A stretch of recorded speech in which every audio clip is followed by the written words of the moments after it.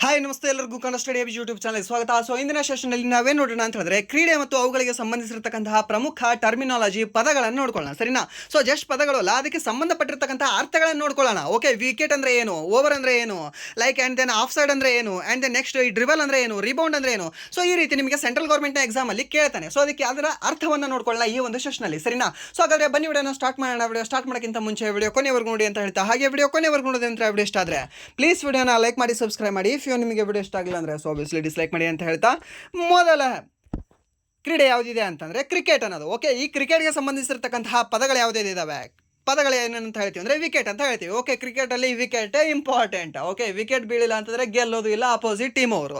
Okay, wicket ಅಂದರೆ ಏನಂತ ಹೇಳ್ತೀವಿ, 3 ಸ್ಟಂಪ್ಗಳಿರ್ತವೆ, 2 ಬೇಲ್ಸ್ಗಳಿರ್ತವೆ. ಓಕೆ, ಈ 3 ಸ್ಟಂಪ್ಸ್ಗಳು ಅಥವಾ 2 ಬೇಲ್ಸ್ಗಳಿರ್ತವೆ, ಅದರಲ್ಲಿ ಅದಕ್ಕೆ ಬಡಿಬೇಕು. ಚೆಂಡು ಬಡಿದ್ರೆ ಅದಕ್ಕೆ ನಾವೇನಂತ ಹೇಳ್ತೀವಿ, ವಿಕೆಟ್ ಅಂತ ಹೇಳ್ತೀವಿ. ಆ್ಯಂಡ್ ದೆನ್ ಆ ಚೆಂಡು ಆ ವಿಕೆಟ್ಗೆ ಟಚ್ ಆಯಿತು, ಆ ಒಂದು ಬೇಲ್ಸ್ ಯಾವುದಾದ್ರೂ ಬಿತ್ತು ಅಂತಂದರೆ ಕೆಳಗಡೆ, ಅದನ್ನು ನಾವು ವಿಕೆಟ್ ಅಂತ ಕನ್ಸಿಡರ್ ಮಾಡ್ತೀವಿ. ಆ್ಯಂಡ್ ದೆನ್ ರನ್ಔಟ್ ಇರುತ್ತಲ್ವಾ, ಆ ರನ್ಔಟ್ ಸಮಯದಲ್ಲೂ ಸಹ ಈ 3 ವಿಕೆಟ್ಗಳು ಮೀನ್ಸ್ 3 ವಿಕೆಟ್ ಸ್ಟಂಪ್ಗಳು ಆ್ಯಂಡ್ ದೆನ್ ಮೇಲ್ಗಡೆ ಇರ್ತಕ್ಕಂತಹ 2 ಬೇಲ್ಸ್ಗಳಿದಾವಲ್ವಾ, ಒಂದಾದರೂ ಬೇಲ್ಸ್ ಕೆಳಗಡೆ ಬಿದ್ದರೆ ಮಾತ್ರ ಅದನ್ನು ನಾವೇನಂತ ಹೇಳ್ತೀವಿ ಅಂದರೆ ರನ್ ಔಟ್ ಅಂತ ಕನ್ಸಿಡರ್ ಮಾಡ್ತೀವಿ. ಆ್ಯಂಡ್ ದೆನ್ ಇವಾಗ 3 ವಿಕೆಟ್ ಇರುತ್ತೆ, ಆ 3 ವಿಕೆಟ್ ಮೇಲೆ ಒಂದ್ಸರಿ ಬರೆದಿರುತ್ತೆ. ಓಕೆ, ಅವರು ಕ್ರೀಸ್ ಮೇಲೆ ಇರ್ತಾರೆ, ಅವಾಗ 2 ಬೇಲ್ಸ್ಗಳು ಕೆಳಗಡೆ ಬಿದ್ದಿರುತ್ತೆ. ಓಕೆ, ಕೆಳಗಡೆ ಬಿದ್ದಿರಿದಾಗ ಮೇಲ್ಗಡೆ 1 ಬೇಲ್ಸ್ ಇರುವುದಿಲ್ಲ, ಅವಾಗ ಮತ್ತೊಂದು ಸರಿ ರನ್ಔಟ್ ಆಗುತ್ತೆ. ಅದು ರನ್ಔಟ್ ಕೊಡ್ತಾರಾ, ಕೊಡಲ್ಲ. ಓಕೆ, ಒಂದಾದರೂ ಬೇಲ್ಸ್ ಅದರ ಮೇಲೆ ಇರಬೇಕು, ಅದನ್ನು ನಾವು ರನ್ಔಟ್ ಮಾಡಬೇಕು ಅಂದರೆ 1 ಬೇಲ್ ಅದರ ಮೇಲೆ ಇಟ್ಟು ಮತ್ತೆ ನಾವು ಅದನ್ನು ಬಾಲ್ ಕುಡಿಬೇಕಾಗುತ್ತೆ. ಓಕೆ, ವಿಕೆಟ್ ಅಂದರೆ ಏನಂತ ಹೇಳ್ತೀವಿ, 3 ಸ್ಟಂಪ್ಗಳಿರ್ತವೆ ಆ್ಯಂಡ್ ದೆನ್ 2 ಬೇಲ್ಸ್ಗಳಿರ್ತವೆ. 2 ಬೇಲ್ಸ್ಗಳು ಇರ್ತವೆ ಅಂತ ನಿಮಗೆ ಪ್ರಶ್ನೆ ಕೇಳಿದ ನೆನ್ಪಿಟ್ಕೊಳ್ಳಿ. ಆ್ಯಂಡ್ ದೆನ್ ಓವರ್ ಅಂದರೆ ಏನು, ಒಂದು ಓವರಲ್ಲಿ ಎಷ್ಟು ಚೆಂಡುಗಳಿರ್ತವೆ, ಎಷ್ಟು ಬಾಲ್ಗಳಿರ್ತವೆ, ಟೋಟಲಿ 6 ಸರಿಯಾದ ಬಾಲ್ಗಳಿರ್ತವೆ, ಸರಿನಾ? 6 ಬಾಲ್ಗಳು ಹಾಕಬಹುದು. ಆ್ಯಂಡ್ ದೆನ್ ವೈಡ್ ಹಾಕಿದ್ರೆ ಮತ್ತೆ ಎಕ್ಸ್ಟ್ರಾ ಹಾಕೋತ ಹೋಗಬೇಕಾಗುತ್ತೆ. ನೋ ಬಾಲ್ ಹಾಕಿದ್ರು ಸಹ ಒಂದು ನೋ ಬಾಲ್ಗೆ ಮತ್ತೊಂದು ಎಕ್ಸ್ಟ್ರಾ ನೀವು ಬಾಲನ್ನು ಲೀಗಲ್ ಬಾಲ್ ಹಾಕಬೇಕಾಗುತ್ತೆ. ಒಂದು ವೈಡ್ ಬಾಲ್ಗೆ ನೀವು ಒಂದು ಲೀಗಲ್ ಬಾಲ್ನ ಹಾಕಬೇಕಾಗುತ್ತೆ. ಆ್ಯಂಡ್ ದೆನ್ ಒಂದು ನೋ ಬಾಲ್ಗೂ ಸಹ ನೀವು ಒಂದು ಲೀಗಲ್ ಬಾಲ್ನ ನೀವು ಹಾಕಬೇಕಾಗುತ್ತೆ. ಓಕೆ, ಗೊತ್ತಿರಲಿ ಕೇಳ್ಬೋದು ನಿಮಗೆ. ಆ್ಯಂಡ್ ದೆನ್ ಈ ನೋ ಬಾಲ್ ಆದಾಗ ನೆಕ್ಸ್ಟ್ ಏನು ಲೀಗಲ್ ಬಾಲ್ ಹಾಕ್ತಾರಲ್ವ, ಆ ಬಾಲ್ಗೆ ಅದು ಫ್ರೀ ಹಿಟ್ ಅಂತ ಕನ್ಸಿಡರ್ ಆಗುತ್ತೆ. ಸೊ ಆ ಬಾಲನ್ನು ಏನಾದರೂ ಕ್ಯಾಚ್ ಹಿಡಿದ್ರೆ ಅದು ಔಟ್ ಇರುವುದಿಲ್ಲ. ಬಟ್ ಅದೇ ಒಂದು ಬಾಲನ್ನು ತೊಗೊಂಡು ರನ್ಔಟ್ ಮಾಡಿದ್ರೆ ಆ ಒಂದು ರನ್ಔಟ್ ಕನ್ಸಿಡರೇಷನ್ ಆಗುತ್ತೆ. ಸೊ ಆ ರೀತಿ IPL ಅಲ್ಲಿ ಮೊದಲ ಬಾರಿಗೆ ರನ್ಔಟ್ ಆಗಿರ್ತಕ್ಕಂಥದ್ದು ಯಾರು ಅಂದರೆ ನಮ್ಮ RCBಯ ಮೊಯಿನ್ ಅಲಿ ಅಂತ ಹೇಳ್ತೀವಿ. ಓಕೆ, ಸೊ ಅದು ಲಾಸ್ಟ್ 2-3 ಇಯರ್ಸ್ 4-5 ಇಯರ್ಸ್ ಅದು back, but that is the first time in IPL history. And then ಅದಾದ ನಂತರ ಮತ್ತೆ ಆಗಿದ್ದಾವೆ. ಆ್ಯಂಡ್ ದೆನ್ ನೆಕ್ಸ್ಟ್ LBW ಅಂತ ಹೇಳ್ತೀವಿ. LBW ಅಂದರೆ ಏನು, ಈ ಬಾಲು ಸ್ಟಂಪ್ಗಳಿಗೆ ಬೀಳುವ ಬದಲಾಗಿ ಈ ಬಾಲರ್ನ ಕಾಲುಗಳಿಗೆ ತಗಲಿ ಆ ಒಂದು ಕಾಲಿನ ಏನಾದರೂ ನಡುವೆ ಇರಲಿಲ್ಲ ಅಂದರೆ ಅದು ಡೈರೆಕ್ಟಾಗಿ ಹೋಗಿ ಸ್ಟಂಪಿಗೆ ಬಡಿತಾ ಇತ್ತು ಅಂದರೆ ಅದನ್ನು ನಾವೇನಂತ ಹೇಳ್ತೀವಿ ಅಂದರೆ LBW ಅಂತ ಹೇಳ್ತೀವಿ. ಆ್ಯಂಡ್ ದೆನ್ ಶತಕ ಅಂದರೆ ಏನು, ಶತಕ ಅಂದರೆ ಸೆಂಚುರಿ ಅಂತ ಹೇಳ್ತೀವಿ. ಒಬ್ಬ ಆಟಗಾರ 100 ರನ್ಗಳನ್ನು ಗಳಿಸಿದಾಗ ಅದನ್ನು ನಾವು ಶತಕ ಅಂತ ಹೇಳ್ತೀವಿ. ಓಕೆ, ಸೊ ಹಾಫ್ ಸೆಂಚುರಿ ಅಂದರೆ ಏನಂತ ಹೇಳ್ತೀವಿ, 50 ರನ್ಗಳನ್ನು ಗಳಿಸಿದಾಗ ಅದನ್ನು ಹಾಫ್ ಸೆಂಚುರಿ ಅಂತ ಹೇಳ್ತೀವಿ. ಆ್ಯಂಡ್ ದೆನ್ ODIಯಲ್ಲಿ ಅತಿ ಹೆಚ್ಚು ಶತಕಗಳನ್ನು ಗಳಿಸಿರ್ತಕ್ಕಂತಹ ವೀರ ಯಾರು ಅಂತಂದರೆ ನಮ್ಮ ವಿರಾಟ್ ಕೊಹ್ಲಿ. ನಿನ್ನೆ ಅವರ ಬರ್ತ್ಡೇ ಇತ್ತು ಅಂತ ಹೇಳ್ತೀವಿ, ಯಾರ್ದು, ವಿರಾಟ್ ಕೊಹ್ಲಿ. ಸೊ ಅವರು 51 ಶತಕಗಳನ್ನು ಗಳಿಸಿದ್ದಾರೆ. ಓಕೆ, 50 ಶತಕಗಳನ್ನು ಗಳಿಸಿರ್ತಕ್ಕಂತಹ ಸಚಿನ್ ತೆಂಡೂಲ್ಕರ್ ಅವ್ರನ್ನ ಹಿಂದಾಕಿ 51 ಶತಕಗಳನ್ನು ಗಳಿಸಿರ್ತಕ್ಕಂತಹ ಏಕೈಕ ವ್ಯಕ್ತಿ ಇನ್ ಹಿಸ್ಟ್ರಿ ಆಫ್ ODIಯಲ್ಲಿ.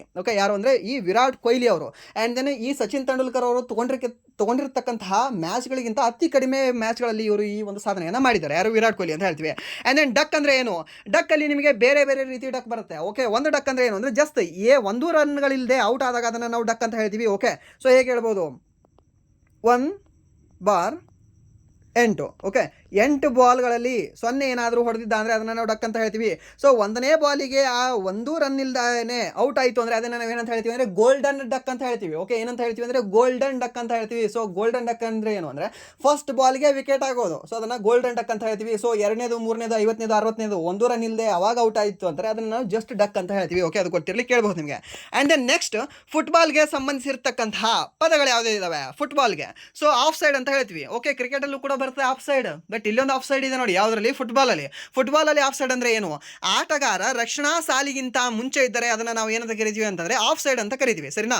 ಈ ಒಂದು ರಕ್ಷಣಾ ಸಾಲಿಗಿಂತ ಮುಂದೆ ಏನಾದರೂ ಆಟಗಾರ ಕಂಡುಬರ್ತಾ ಇದ್ದರೆ ಅದನ್ನು ನಾವು ಆಫ್ ಸೈಡ್ ಅಂತ ಕರಿತೀವಿ. ಆ್ಯಂಡ್ ದೆನ್ ಪೆನಾಲ್ಟಿ ಕಿಕ್ ಅಂದರೆ ಏನು, ಈ ಪೆನಾಲ್ಟಿ ಪ್ರದೇಶದ ಒಳಗಿನ ದೋಷಕ್ಕಾಗಿ ನೀಡುವ ಕಿಕ್ ಏನಿದೆ ಅಲ್ವಾ, ಸೊ ಅದನ್ನು ಬೋನಸ್ ಆಗಿ ನೀಡ್ತಾರೆ, ಒಂದು ಕಿಕ್ ಮಾಡು ನೀನು ಅಂತ.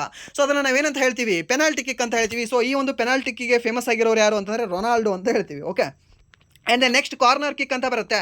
ಕಾರ್ನರ್ ಕಿಕ್ ಅಂದರೆ ಏನು ಅಂತಂದರೆ ಬಾಲ್ ರಕ್ಷಣಾ ಆಟಗಾರರಿಂದ ಹೊರಗೆ ಹೋದಾಗ ಅಲ್ಲಿ ಕಾರ್ನರ್ ಕಿಕ್ ಆಗುತ್ತೆ. ಓಕೆ, ಇದು ಕೂಡ ನಿಮ್ಗೆ ಗೊತ್ತಿದೆ ಕೇಳ್ಬೋದು. ಯಾವುದು ಕಾರ್ನರ್ ಕಿಕ್ ಅಂದರೆ ಬಾಲ್ ರಕ್ಷಣಾ ಆಟಗಾರರಿಂದ ಹೊರಗೆ ಹೋದಾಗ ಒದಿತಕ್ಕಂತಹ ಒಂದು ಕಿಕ್ಕನ್ನು ನಾವೇನಂತ ಹೇಳ್ತೀವಿ ಅಂದರೆ ಕಾರ್ನರ್ ಕಿಕ್ ಅಂತ ಹೇಳ್ತೀವಿ. ಆ್ಯಂಡ್ ದೆನ್ ಹ್ಯಾಟ್ರಿಕ್ ಅಂದರೆ ಏನು? ಹ್ಯಾಟ್ರಿಕ್ ಅಂದರೆ 3 1 2 3 ಸತತವಾಗಿ ಗೋಲನ್ನು ಗಳಿಸಿದ ಒಬ್ಬ ಆಟಗಾರ ಅಂದರೆ ಅದನ್ನು ನಾವು ಹ್ಯಾಟ್ರಿಕ್ ಅಂತ ಹೇಳ್ತೀವಿ. ಆ್ಯಂಡ್ ದೆನ್ ಅಲ್ಲಿ ಕ್ರಿಕೆಟಲ್ಲಿ 3 ಸತತ ವಿಕೆಟ್ಗಳನ್ನು ಒಬ್ಬ ಬಾಲರ್ ಪಡೆದ್ರೆ ಅದನ್ನು ನಾವು ಹ್ಯಾಟ್ರಿಕ್ ವಿಕೆಟ್ ಅಂತ ಕರಿತೀವಿ. ಅದು ಸಹ ನಿಮ್ಗೆ ಗೊತ್ತಿರಲಿ ಕೇಳ್ಬೋದು. And then next free kick ಅಂದರೆ ಏನು? ದೋಷದ ನಂತರ ನೀಡುವ ಉಚಿತ ಕಿಕ್ಕನ್ನು ಫ್ರೀ ಕಿಕ್, ಅಲ್ಲಿ ಫ್ರೀ ಹಿಟ್ ಅಂತ ಹೇಳಿದೀವಲ್ವಾ, ಯಾವುದು ನೋಬಲ್ ಹಾಕಿದ ನಂತರ ನೆಕ್ಸ್ಟ್. ಸೊ ಆ ಥರ ಇಲ್ಲಿ ಫ್ರೀ ಕಿಕ್ ಕೊಡ್ತಾರೆ, ಸರಿನಾ? ದೋಷದ ನಂತರ ನೀಡುವ ಉಚಿತ ಕಿಕ್ಕನ್ನು ನಾವೇನಂತ ಹೇಳ್ತೀವಿ ಅಂದರೆ ಈ ಒಂದು ಫ್ರೀ ಕಿಕ್ ಅಂತ ಕರಿತೀವಿ. ಓಕೆ, ಇದು ಕೂಡ ಗೊತ್ತಿರೋ ಕೇಳ್ಬೋದು ನಿಮಗೆ. ಆ್ಯಂಡ್ ನೆಕ್ಸ್ಟ್ ಕ್ರೀಡೆ ಯಾವುದಿದೆ ಅಂತಂದರೆ ಈ ಬಾಸ್ಕೆಟ್ ಬಾಲ್ ಇದೆ. ಬಾಸ್ಕೆಟ್ ಬಾಲಲ್ಲಿ ಯಾವ್ಯಾವ ಪದಗಳು ಬರ್ತವೆ? ಬಾಸ್ಕೆಟ್ ಬಾಲಲ್ಲಿ ಡ್ರಿಬಲ್ ಅಂತ ಬರುತ್ತೆ. ಡ್ರಿಬಲ್ ಅಂದರೆ ಏನು? ಡ್ರಿಬ್ಲಿಂಗ್, ಬಾಲನ್ನು ಹಾರಿಸುತ್ತಾ ಚಲಿಸುವುದು ಅಂತ ಅರ್ಥ, ಸರಿನಾ? ಏನು ಬಾಸ್ಕೆಟ್ ಬಾಲಲ್ಲಿ ಡ್ರಿಬಲ್ ಅಂತಂದರೆ ಏನಂತ ಆಗುತ್ತೆ? ಬಾಲನ್ನು ಹಾರಿಸುತ್ತಾ ಚಲಿಸುವುದು ಎಂಬರ್ಥ ಕೊಡುತ್ತೆ. ಆ್ಯಂಡ್ ದೆನ್ ರಿಬೌಂಡ್ ಅಂದರೆ ಏನು? ಕ್ಷಮಿಸಿ. ಸೊ ರಿಬೌಂಡ್ ಅಂದರೆ ಏನು ಬಾಸ್ಕೆಟ್ ಬಾಲಲ್ಲಿ ಅಂದರೆ ಮಿಸ್ ಆದ ಶಾಟ್ನ ನಂತರ ಬಾಲನ್ನು ಹಿಡಿಯುವುದು. ಮಿಸ್ ಆಗ್ತದಲ್ವಾ ಒಂದು ಶಾಟು, ಸೊ ಅದ್ರ ನಂತರ ಒಂದು ಬಾಲನ್ನು ಹಿಡಿಯೋದಕ್ಕೆ ನಾವು ಏನಂತ ಕರಿತೀವಿ ಅಂದರೆ ರೀಬೌಂಡ್ ಅಂತ ಕರಿತೀವಿ. ಆ್ಯಂಡ್ ದೆನ್ ಸ್ಲ್ಯಾಮ್ ಡಂಕ್ ಅಂದರೆ ಏನು? ಬಾಲನ್ನು ನೇರವಾಗಿ ಬಾಸ್ಕೆಟ್ಗೆ ಹಾಕುವುದನ್ನು ನಾವೇನಂತ ಕರಿತೀವಿ ಅಂದರೆ ಸ್ಲ್ಯಾಮ್ ಡಂಕ್ ಅಂತ ಕರಿತೀವಿ. ಓಕೆ, ಏನಂತ ಕರಿತೀವಿ ಅಂದರೆ ಸ್ಲ್ಯಾಮ್ ಡಂಕ್ ಅಂತ ಕರಿತೀವಿ. ಇಂಪಾರ್ಟೆಂಟ್ ಇದೆ, ನೆನ್ಪಿಟ್ಕೊಳ್ಳಿ. ಡ್ರಿಬಲು ಇಂಪಾರ್ಟೆಂಟ್ ಇದೆ, and then slam dunk most important ಇದೆ. ಏನು? ಬಾಲನ್ನು ನೇರವಾಗಿ ಬಾಸ್ಕೆಟ್ಗೆ ಹಾಕುವುದನ್ನು ನಾವು ಸ್ಲ್ಯಾಮ್ ಡಂಕ್ ಅಂತ ಕರಿತೀವಿ. ಆ್ಯಂಡ್ ದೆನ್ ಈ ಸ್ಕೋರ್ ಮಾಡಲು ಆ ಒಂದು ಬಾಸ್ಕೆಟ್ಗೆ ಏನು ಹಾಕ್ತಾರಲ್ವ ಅವರಿಗೆ ಒಂದು ಪಾಸ್ ಮಾಡ್ತಾರಲ್ವ, ಅದಕ್ಕೆ ನಾವು ಏನಂತ ಹೇಳ್ತೀವಿ ಅಂದರೆ ಅಸಿಸ್ಟ್ ಅಂತ ಹೇಳ್ತೀವಿ. ಈ ಅಸಿಸ್ಟ್ ಅನ್ನೋ ವರ್ಡ್ ನಿಮಗೆ ಈ ಬಾಸ್ಕೆಟ್ ಬಾಲಲ್ಲೂ ಸಹ ಕಂಡು ಬರುತ್ತೆ, ಆ್ಯಂಡ್ ದೆನ್ ಈ ಒಂದು ಫುಟ್ಬಾಲಲ್ಲೂ ಸಹ ಕಂಡು ಬರುತ್ತೆ, ಆ್ಯಂಡ್ ದೆನ್ ನೆಕ್ಸ್ಟ್ ನಮ್ಮ ಹಾಕಿಯಲ್ಲೂ ಸಹ ಕಂಡು ಬರುತ್ತೆ. ಯಾವುದು? ಈ ಅಸಿಸ್ಟ್ ಅನ್ನೋದು. ಓಕೆ, ಗೊತ್ತಿರಲಿ ಕೇಳ್ಬೋದು ನಿಮಗೆ. ಆ್ಯಂಡ್ ದೆನ್ ಫೌಲ್ ಅನ್ನೋದು ವಿರೋಧಿ ಆಟಗಾರನಿಗೆ ಏನಾದರೂ ಅನಧಿಕೃತ ಸ್ಪರ್ಶ ಆಯಿತು ಅಂದರೆ ಅದನ್ನು ನಾವೇನಂತ ಹೇಳ್ತೀವಿ ಅಂದರೆ ಫೌಲ್ ಅಂತ ಹೇಳ್ತೀವಿ. ಬೇಕಂತ ಹೋಗಿ ಟಚ್ ಮಾಡೋದು, ಅವರಿಗೆ ಹೊಡೆಯೋದು, ಅವರಿಗೆ ದೂಸೋದು ಏನಾದರೂ ಮಾಡಿದ್ರೆ ಅದನ್ನು ನಾವೇನಂತ ಹೇಳ್ತೀವಿ ಅಂದರೆ ಫೌಲ್ ಅಂತ ಕನ್ಸಿಡರ್ ಮಾಡ್ತೀವಿ ಇನ್ ಬಾಸ್ಕೆಟ್ ಬಾಲಲ್ಲಿ. ಓಕೆ, ಆ್ಯಂಡ್ ದೆನ್ ನೆಕ್ಸ್ಟ್ ಟೆನಿಸಲ್ಲಿ ಯಾವ್ಯಾವ ಪದಗಳು ಬರ್ತವೆ? ಏಸ್ ಬರುತ್ತೆ, ಡ್ಯೂಸ್ ಬರುತ್ತೆ, ವಾಲಿ ಬರುತ್ತೆ, ಬ್ರೇಕ್ ಪಾಯಿಂಟ್ ಬರುತ್ತೆ, ಆ್ಯಂಡ್ ದೆನ್ ಲವ್ ಅಂತ ಬರುತ್ತೆ. ಓಕೆ, ಸೊ ಲವ್ ಅಂತಂದರೆ ಏನು? ಶೂನ್ಯ ಅಂಕ ಅಂತ ಹೇಳ್ತೀವಿ. ಆ್ಯಂಡ್ ದೆನ್ ಬ್ರೇಕ್ ಪಾಯಿಂಟ್ ಅಂದರೆ ಏನು? ರಿಸೀವರ್ಗೆ ಗೆಲುವಿಗೆ ಅವಕಾಶ ಅಂತ ಕೊಡ್ತಾನೆ. ಓಕೆ, ರಿಸೀವರ್ ಗೆಲುವಿಗೆ ಅವಕಾಶ ಯಾವುದಾಗುತ್ತೆ ಅಂದರೆ ಬ್ರೇಕ್ ಪಾಯಿಂಟ್ ಅಂತ ಆಗುತ್ತೆ. ಆ್ಯಂಡ್ ದೆನ್ ವಾಲಿ ಅಂದರೆ ಏನು? ಬಾಲ್ ನೆಲಕ್ಕೆ ಬರುವ ಮುನ್ನ ಹೊಡೆದಾಗ ಅದನ್ನು ನಾವೇನಂತ ಹೇಳ್ತೀವಿ ಅಂದರೆ ವಾಲಿ ಅಂತ ಹೇಳ್ತೀವಿ. ಆ್ಯಂಡ್ ದೆನ್ ಡ್ಯೂಸ್ ಅಂದರೆ ಏನು? 40 ಅಂಕಗಳು ಸಮಾನಾದಾಗ ಅದನ್ನು ನಾವೇನಂತ ಕರಿತೀವಿ ಅಂದರೆ ಡ್ಯೂಸ್ ಅಂತ ಕರಿತೀವಿ. ಓಕೆ, ಎ ಅನ್ನೋ ವ್ಯಕ್ತಿ 40 ಹೊಡೆದ, ಆ್ಯಂಡ್ ದೆನ್ ಬಿ ಅನ್ನೋ ವ್ಯಕ್ತಿ 40 ಹೊಡೆದ, ಸೊ ಅದನ್ನು ನಾವೇನಂತ ಕನ್ಸಿಡರ್ ಮಾಡ್ತೀವಿ ಅಂದರೆ ಇಟ್ಸ್ ಅ ಡ್ಯೂ. ಅದೇ ನಮ್ಮ ಕ್ರಿಕೆಟಲ್ಲಿ ಹೇಳೋದಾದ್ರೆ ಡ್ರಾ ಅಂತ ಹೇಳ್ತೀವಿ, ಇಬ್ಬರು ಕೂಡ ಸ್ಕೋರ್ ಈಕ್ವಲ್ ಆಯಿತು ಅಂತಂದರೆ. ಓಕೆ, ಆ್ಯಂಡ್ ನೆಕ್ಸ್ಟ್ ಏಸ್ ಅಂದರೆ ಏನು? ವಿರೋಧಿ ಸ್ಪರ್ಶಿಸದ ಸರ್ವ್. ಓಕೆ, ವಿರೋಧಿ ಏನಿದೆ ಅಲ್ವಾ ಆ ಒಂದು ಸ್ಪರ್ಶಿಸದ ಸರ್ವ್, ಆತ ಟಚ್ ಮಾಡದೇ ಇರತಕ್ಕಂಥ ಸರ್ವ್ ಏನಿದೆ ಅಲ್ವಾ ಅದನ್ನು ನಾವೇನಂತ ಹೇಳ್ತೀವಿ ಅಂದರೆ ಏಸ್ ಅಂತ ಹೇಳ್ತೀವಿ, ಸರಿನಾ? ಏಸ್. ಆ್ಯಂಡ್ ನೆಕ್ಸ್ಟ್ ಹಾಕಿಗೆ ಸಂಬಂಧಪಟ್ಟಿರ್ತಕ್ಕಂಥ ಪದಗಳು ಯಾವ್ದಾವುದು? ಇಲ್ಲಿಯೂ ಕೂಡ ಬರುತ್ತೆ ನಿಮಗೆ ಡ್ರಿಬಲ್ ಅಂತ. ಓಕೆ, ಅಲ್ಲಿಯೂ ಕೂಡ ಬರ್ತಿತ್ತು. ಯಾವುದರಲ್ಲಿ? ಬ್ಯಾಡ್ಮಿಂಟನಲ್ಲಿ. ಅಲ್ಲಿ ಏನಂದರೆ ಈ ಒಂದು ಬಾಲನ್ನು ಚಲಿಸುತ್ತಾ ನಿಯಂತ್ರಿಸುವುದು, ಮೀನ್ಸ್ ಹಾರಾಡಿಸ್ತಾ ಅದನ್ನು ಚಲಿಸುತ್ತಾ ನಿಯಂತ್ರಿಸುವುದು ಅಂತ. ಓಕೆ, ಇಲ್ಲಿಯೂ ಕೂಡ ಡ್ರಿಬಲ್ ಅಂದರೆ ಅದೇ ಅರ್ಥ ಕೊಡುತ್ತೆ ಅಲ್ಲಿ ಹಾಕಿಯಲ್ಲಿ. ಆ್ಯಂಡ್ ದೆನ್ ಪೆನಾಲ್ಟಿ ಕಾರ್ನರ್ ಅಂದರೆ ಏನು? ವೃತ್ತದೊಳಗಿನ ದೋಷಕ್ಕಾಗಿ ನೀಡುವುದು. ಓಕೆ, ಈ ಒಂದು ಪೆನಾಲ್ಟಿ ಕಾರ್ನರ್ ಇಲ್ಲಿ ಸಹ ನೀಡ್ತಾರೆ. ಆ್ಯಂಡ್ ದೆನ್ ಪುಷ್ ಅಂದರೆ ಏನು? ಬಾಲನ್ನು ನೆಲದ ಮೇಲೆ ತಳ್ಳುವುದು ಅಂತ ಆಗಿರುತ್ತೆ. ಆ್ಯಂಡ್ ದೆನ್ ಫ್ಲಿಕ್ ಅಂದರೆ ಏನು? ಬಾಲನ್ನು ಎತ್ತಿ ಹೊಡೆದ ಶಾಟ್ ಅಂತ ಹೇಳ್ತೀವಿ. ಆ್ಯಂಡ್ ದೆನ್ ಹಿಟ್ ಅಂದರೆ ಏನು? ಬಾಲನ್ನು ಬಲದಿಂದ ಹೊಡೆಯುವುದು, ಅದಕ್ಕೆ ಹಿಟ್ ಅಂತ ಹೇಳ್ತೀವಿ ಇಲ್ಲಿ ಹಾಕಿ ಕ್ರೀಡೆಯಲ್ಲಿ. And next badminton. ಈ ಮತ್ತೆ ಬ್ಯಾಡ್ಮಿಂಟನಲ್ಲಿ ಬಂತು. ಬ್ಯಾಡ್ಮಿಂಟನಲ್ಲಿ ಮತ್ತೆ ಪದಗಳು ಏನೇನು ಬರ್ತವೆ ಅಂತಂದರೆ ಸ್ಮ್ಯಾಶ್ ಅಂತ ಬರುತ್ತೆ. ಸ್ಮ್ಯಾಶ್ ಅಂದರೆ ಏನಂತ ಹೇಳ್ತೀವಿ ಅಂದರೆ ಈ ಬಲವಾದ ಕೆಳಮುಖ ಶಾಟ್ ಅಂತ ಹೇಳ್ತೀವಿ. ಏನು ಅಂದರೆ ಸ್ಮ್ಯಾಶ್ ಅಂತ. ಓಕೆ, ಇಲ್ಲಿ ಬ್ಯಾಡ್ಮಿಂಟನಲ್ಲಿ. And then drop shot. Okay, ಅದು ಬಾಸ್ಕೆಟ್ ಬಾಲ್ ಅಲ್ವಾ? ಓಕೆ, ಅದು ಬಾಸ್ಕೆಟ್ ಬಾಲ್, ಇದು ಬ್ಯಾಡ್ಮಿಂಟನ್. ಓಕೆ, ಇದು ಡ್ರಾಪ್ ಶಾಟ್ ಅಂದರೆ ಏನಂತ ಹೇಳ್ತೀವಿ ಅಂದರೆ ನೆಟ್ ಬಳಿ ಬಿಟ್ಟ ಶಾಟ್ ಅಂತ ನಾವೇನಂತ ಹೇಳ್ತೀವಿ ಅಂದರೆ ಅದನ್ನು ಡ್ರಾಪ್ ಶಾಟ್ ಅಂತ ಹೇಳ್ತೀವಿ. ಆ್ಯಂಡ್ ದೆನ್ ಕ್ಲಿಯರ್ ಅಂದರೆ ಏನು? ಉನ್ನತವಾದ ಹಿಂದಿನ ಶಾಟ್ ಅಂತ ಹೇಳ್ತೀವಿ. ಆ್ಯಂಡ್ ದೆನ್ ಯಾರ್ಲಿ ಅಂದರೆ ಏನಂತ ಹೇಳ್ತೀವಿ? ಈ ಹಿಟ್ಗಳ ವಿನಿಮಯ ಅಂತ ಹೇಳ್ತೀವಿ. ಓಕೆ, ಯಾರ್ಲಿ ನೆನ್ಪಿಟ್ಕೊಳ್ಳಿ. ಆ್ಯಂಡ್ ದೆನ್ ಇಲ್ಲಿ ಡ್ಯೂಸ್ ಅಂದರೆ ಏನು? ಓಕೆ, ಟೆನಿಸಲ್ಲಿ ಡ್ಯೂಸ್ ಅಂದರೆ ಏನಾಗ್ತಿತ್ತು? 40 ಆಗ್ತಿತ್ತು. ಆ್ಯಂಡ್ ದೆನ್ ಈ ಬ್ಯಾಡ್ಮಿಂಟನಲ್ಲಿ ಡ್ಯೂಸ್ ಅಂದರೆ ಎಷ್ಟಾಗುತ್ತೆ ಅಂದರೆ 20 ಆಗುತ್ತೆ ನೋಡಿ. ಓಕೆ, ಸೊ ಇಲ್ಲಿ 20 ಆಗುತ್ತೆ ಯಾವುದು? ಬ್ಯಾಡ್ಮಿಂಟನಲ್ಲಿ. ಆ್ಯಂಡ್ ದೆನ್ ಈ ಒಂದು ಟೆನಿಸಲ್ಲಿ ಎಷ್ಟಾಗ್ತಿತ್ತು ಅಂತಂದರೆ 40 ಆಗ್ತಿತ್ತು. ಓಕೆ, ಇದೆರಡು ಕೂಡ ಗೊತ್ತಿರಲಿ, ಇಲ್ಲಿ ಎರಡು ಕೂಡ ಸ್ವಲ್ಪ ಡಿಫರೆನ್ಸ್ ಇದಾವೆ ಡ್ಯೂಸಲ್ಲಿ. And then next table tennis ಬರುತ್ತೆ ಅಲ್ವಾ? ಟಿ ಅಂತ ಹೇಳ್ತೀವಿ. ಇಲ್ಲ ಅಂತಂದರೆ ಈ ನಮ್ಮ ಚೀನಾದಲ್ಲಿ, ನಮ್ಮ ನೆರೆಯ ದೇಶ, ನಮ್ಮ ಮಿತ್ರ ದೇಶ ಚೀನಾದಲ್ಲಿ ಈ ಒಂದು ಟೇಬಲ್ ಟೆನಿಸನ್ನು ರಾಷ್ಟ್ರೀಯ ಆಟವನ್ನಾಗಿ ಇಟ್ಕೊಂಡಿದ್ದಾರೆ. ಆ ಒಂದು ಟೇಬಲ್ ಟೆನಿಸನ್ನು ಅಲ್ಲಿ ಪಿಂಗ್ ಪಾಂಗ್ ಅಂತ ಕರೀತಾರೆ. ಏನಂತ ಕರೀತಾರೆ? ಪಿಂಗ್ ಪಾಂಗ್ ಅಂತ ಕರೀತಾರೆ. ಓಕೆ, ಸೊ ಅಲ್ಲಿ ಟೇಬಲ್ ಟೆನಿಸಲ್ಲಿ ಏನೇನು ಬರ್ತವೆ ವರ್ಡ್ಗಳು? ಸರ್ವ್ ಅಂತ ಬರುತ್ತೆ. ಓಕೆ, ಸರ್ವ್ ಅಂದರೆ ಫಸ್ಟ್ ಸರ್ವ್ ಮಾಡ್ತಿರಲ್ವ, ವಾಲಿಬಾಲ್ ಕೇಳಿರ್ತೀರ, ಆಟದ ಆರಂಭದ ಶಾಟ್ ಅಂತ ಹೇಳ್ತೀವಿ. ಆ್ಯಂಡ್ ಸ್ಪಿನ್ ಅಂದರೆ ಬಾಲ್ ತಿರುಗುವುದು ಅಂತ ಹೇಳ್ತೀವಿ. ಇದು ಕ್ರಿಕೆಟಲ್ಲೂ ಸಹ ಬರುತ್ತೆ. ಆ್ಯಂಡ್ ದೆನ್ ಸ್ಮ್ಯಾಶ್ ಅಂತ ಹೇಳ್ತೀವಿ. ಸ್ಮ್ಯಾಶ್ ಅಂದರೆ ಓಕೆ, ಸ್ಮ್ಯಾಶ್ ಹಿಟ್ ಇದೆಲ್ಲ ಹೇಳ್ತೀವಿ. ಎಲ್ಲಿ ಅಂದರೆ ತೀವ್ರವಾದ ಹಿಟ್ ಅಂತ ಹೇಳ್ತೀವಿ. ಯಾರ್ಲಿ ಅಂತಂದರೆ ಸತತ ಹಿಟ್ಗಳ ಸರಣಿ ಅಂತ ಹೇಳ್ತೀವಿ. ಯಾವುದು? ಯಾರ್ಲಿ ಅಂದರೆ ಸತತ ಹಿಟ್ಗಳ ಸರಣಿ. ಇಲ್ಲೊಂದು ಯಾರ್ಲಿ ಕಂಡು ಬರ್ತಿತ್ತು? ಹಿಟ್ಗಳ ವಿನಿಮಯ ಮೀನ್ಸ್ ಸರಣಿಯಾಗಿ ಹೊಡೆಯುವುದು ಅಂತ ಅರ್ಥ ಕೊಡುತ್ತೆ.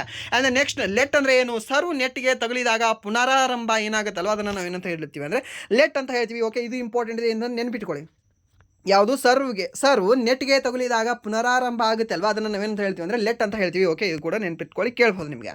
ಆ್ಯಂಡ್ ನೆಕ್ಸ್ಟ್ ಆರ್ಚರಿಯಲ್ಲಿ ಯಾವ್ದಾದ್ರು ಬರುತ್ತೆ, ಬುಲ್ಲೈ ಬರುತ್ತೆ. Okay, bullseye. Okay, he has a bullseye, she has a bullseye ಅಂತ ಹೇಳ್ತೀವಿ ಅಲ್ವಾ. ಸೊ ಅವ್ರು ಅಷ್ಟು ಶಾರ್ಪ್ ಆಗಿರುತ್ತೆ ಅವರ ಒಂದು ಗುರಿ, ನಿಖರವಾದ ಗುರಿಯ ಮಧ್ಯಭಾಗ ಇದೇನಿರುತ್ತೆ ಅಲ್ವಾ, ರೌಂಡಾಗಿ.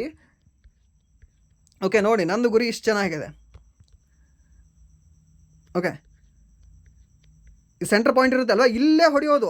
ಆ ಒಂದು ರೆಡ್ ಡಾಟ್ಗೆ ಹೋಯ್ದು ಏನು ಅದಕ್ಕೆ ಗುರಿ ಕೊಡ್ತಾರಲ್ವ, ಅದನ್ನು ನಾವೇನಂತ ಹೇಳ್ತೀವಿ ಅಂದರೆ ಬುಲ್ಲೈ ಅಂತ ಹೇಳ್ತೀವಿ. ಯಾವುದರಲ್ಲಿ, ಈ ಒಂದು ಆರ್ಚರಿಯಲ್ಲಿ, ಧನುರ್ವಿದ್ಯೆಯಲ್ಲಿ.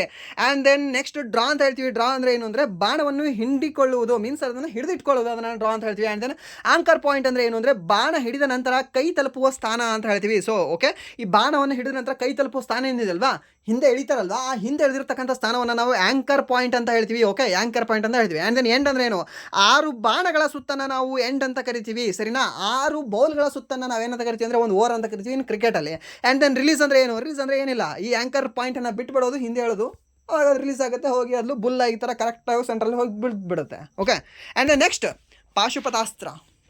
ಆ್ಯಂಡ್ ನೆಕ್ಸ್ಟ್ ಸ್ವಿಮ್ಮಿಂಗ್ಗೆ ಸಂಬಂಧಪಟ್ಟಿರ್ತಕ್ಕಂಥ ವರ್ಡ್ಗಳು ಯಾವುದು, ಫ್ರೀ ಸ್ಟೈಲ್. ಹೌದು, ಫ್ರೀ ಸ್ಟೈಲಾಗಿ ನೀವು ಇವಾಗ ಬಾವಿಯಲ್ಲೆಲ್ಲ ಈಸ್ತೀರಾ, ಕೆನಲಲ್ಲಿ ಈಸ್ತೀರಲ್ವ, ಅದು freestyle. And then backstroke. Okay, ಹಿಂಭಾಗದಿಂದ ಸಹ ಈಸ್ತಿರ್ತಾರೆ ಕೆನಲಲ್ಲಿ ಕೆಲವೊಬ್ಬರು. ಓಕೆ, ಸೊ ಅದು ಹೇಗೆ ಅಂದರೆ ಬ್ಯಾಕ್ ಸ್ಟ್ರೋಕ್ ಅಂತ ಆಗುತ್ತೆ. ಆ್ಯಂಡ್ ದೆನ್ ಬ್ರೆಸ್ಟ್ ಸ್ಟ್ರೋಕ್, ಇದು ನಾರ್ಮಲ್ ಆಗಿ.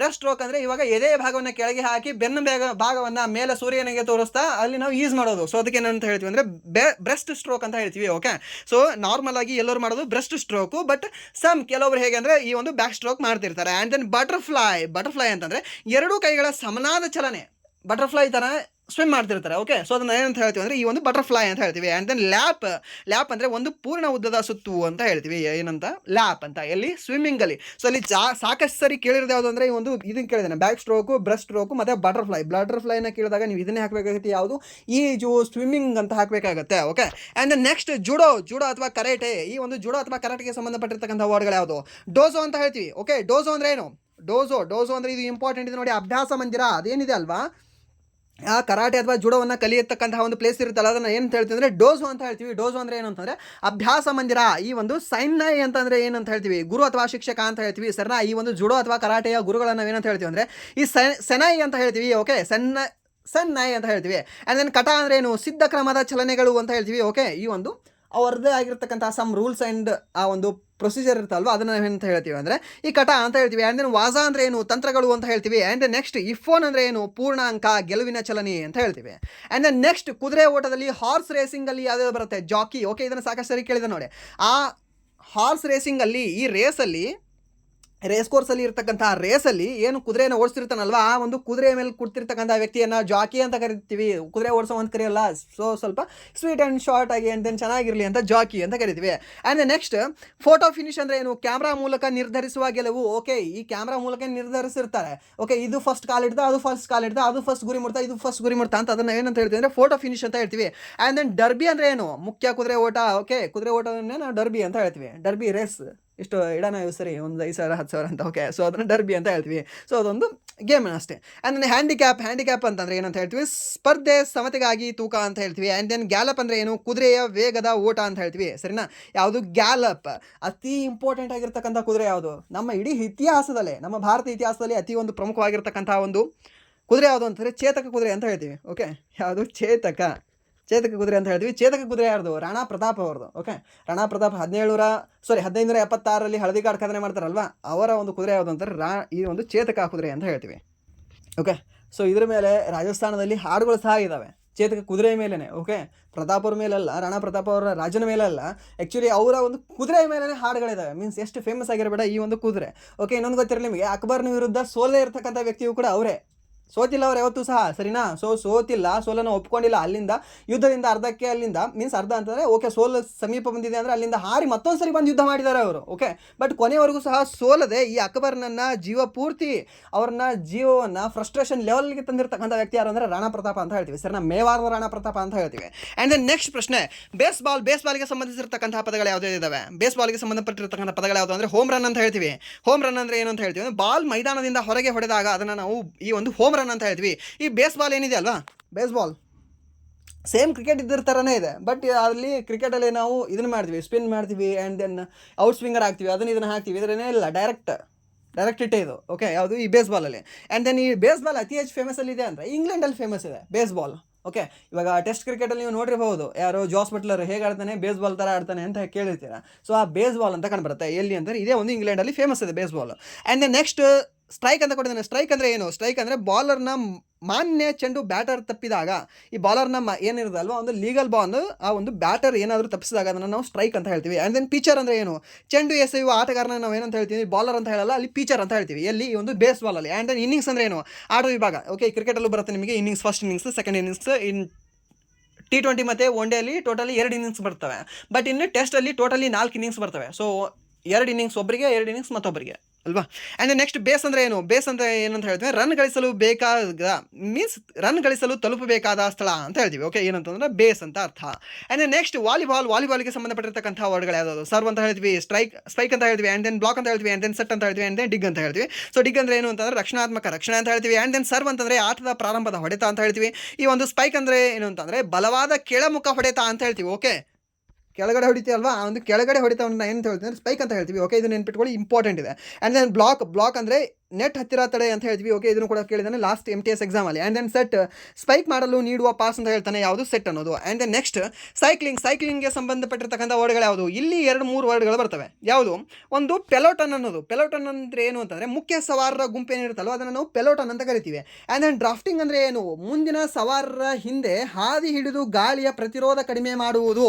ಸರ್, ನಾವು ಇದನ್ನೇನಂತ ಹೇಳ್ತೀವಿ ಅಂದರೆ ಡ್ರಾಫ್ಟಿಂಗ್ ಅಂತ ಹೇಳ್ತೀವಿ. ಮುಂದೆ ಇರ್ತವನಿಗೆ ಜಾಸ್ತಿ ಗಾಳಿ ಬಿಡುತ್ತಿರುತ್ತೆ, ಬಟ್ ಅವನ ಹಾದಿಯಲ್ಲಿ ಅವನ ಎಕ್ಸಾಕ್ಟ್ ಸ್ಟ್ರೇಟ್ ಲೈನಲ್ಲಿ ಹಿಂದೆ ಇರ್ತಾರಲ್ವ, ಅವ್ರು ಏನು ಮಾಡ್ತಾರೆ ಅಂದರೆ ಡ್ರಾಫ್ಟಿಂಗ್ ಮಾಡ್ತಿರ್ತಾರೆ. ಮೀನ್ಸ್ ಆ ಗಾಳಿಯ ಒಂದು ಪ್ರತಿರೋಧವನ್ನು ಕಡಿಮೆ ಮಾಡ್ತಿರ್ತಾರೆ. ಸೊ ಇದನ್ನ ಏನಂತ ಹೇಳ್ತೀವಿ ಅಂದರೆ ಡ್ರಾಫ್ಟಿಂಗ್ ಅಂತ ಹೇಳ್ತೀವಿ. ಆ್ಯಂಡ್ ದೆನ್ ಸ್ಪ್ರಿಂಟ್ ಅಂದರೆ ಏನು? ಅಂತಿಮ ವೇಗದ ಓಟ. ಓಕೆ, ಇದು ರನ್ನಿಂಗ್ ಮಾಡೋರು ನಿಮ್ಗೆ ಎಲ್ಲರೂ ಕೂಡ ಗೊತ್ತಿರುತ್ತೆ. ಆ್ಯಂಡ್ ದೆನ್ ಟೈಮ್ ಟ್ರಯಲು, ಸಮಯದ ವಿರುದ್ಧ ಸ್ಪರ್ಧೆ. ಓಕೆ, ಟೈಮ್ ಟ್ರಯಲ್ ಅಂತ ಹೇಳ್ತೀವಿ. ಆ್ಯಂಡ್ ದೆನ್ ಬ್ರೇಕ್ ಅವೇ ಅಂತಂದರೆ ಮುಖ್ಯ ಗುಂಪಿನಿಂದ ಮುಂಚೆ ಹೋಗುವ ಸವಾರ, ಅವರನ್ನು ಏನಂತ ಹೇಳ್ತೀವಿ ಅಂದರೆ ಬ್ರೇಕ್ ಅವೇ ಅಂತ ಹೇಳ್ತೀವಿ. ಸೊ ಎಲ್ಲೋ ಇರ್ತಾರೆ ಅವ್ರು ಓಡೋರು, ಮೀನ್ಸ್ ಸೈಕ್ಲಿಂಗ್ ಓಡೋರು, ಇವರು ಫುಲ್ ಅವ್ರು ಬಿಟ್ಟು ಒಂದು ಅರ್ಧ ಕಿಲೋಮೀಟರ್ ಮುಂದೆ ಇರ್ತಾನೆ, ಅವನನ್ನು ಏನಂತ ಹೇಳ್ತೀವಿ ಅಂದರೆ ಬ್ರೇಕ್ ಅವೇ ಅಂತ ಹೇಳ್ತೀವಿ. ಓಕೆ, ಆ್ಯಂಡ್ ದೆನ್ ನೆಕ್ಸ್ಟ್ ಕೊನೆಯ ಒಂದು ಆಟ ಯಾವುದು ಅಂತಂದರೆ ಗಾಲ್ಫ್ ಕ್ರೀಡೆಗೆ ಸಂಬಂಧಪಟ್ಟಿರ್ತಕ್ಕಂಥದ್ದು ಯಾವುದು? ಹೋಲ್ ಇನ್ ಒನ್ ಅಂತ ಹೇಳ್ತೀವಿ. ಸರಿನಾ? ಒಂದೇ ಹೊಡೆತದಲ್ಲಿ ಬೋಲ್ ಹೋಲ್ಗೆ ಹೋಗುವುದು. ಆ ಒಂದು ಹೋಲ್ ಇರುತ್ತಲ್ವ, ಚಿಕ್ಕ ಹೋಲ್, ಆ ಒಂದು ಚಿಕ್ಕ ಹೋಲ್ಗೆ ಹಾಕೋದನ್ನ ನಾವೇನು ಹೇಳ್ತೀವಿ ಅಂದರೆ ಈ ಒಂದು ಗಾಲ್ಫ್ ಅಂತ ಮೀನ್ಸ್ ಹೋಲ್ ಇನ್ ಒನ್ ಅಂತ ಹೇಳ್ತೀವಿ. ಆ್ಯಂಡ್ ದೆನ್ ಪಾರ್ ಅಂತ ಹೇಳ್ತೀವಿ.